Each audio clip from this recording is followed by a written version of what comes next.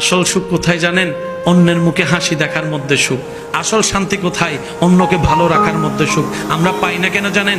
আমরা অন্যের মুখের হাসি কেড়ে নিজে হাসার চেষ্টা করি, অন্যকে আগুনে ফেলে নিজে অ্যাসির মধ্যে থাকার চেষ্টা করি, অন্যকে বেইজ্জতি করে নিজে ইজ্জতে থাকার স্বপ্ন দেখি।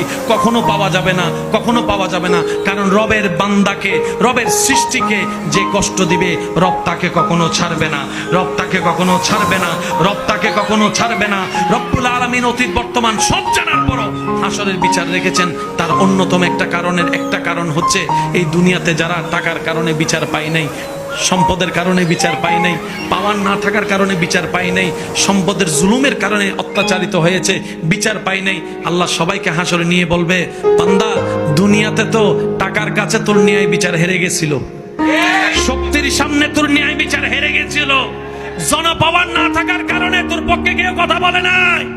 ও বান্দা, হাসরে আনছি আমি, আল্লাহ আছি তোর পক্ষে, এবার আমি ন্যায় বিচার করেই দেখাবো। আল্লাহ আমাদের সবাইকে বুঝার তৌফিক দান করুক। আমিন।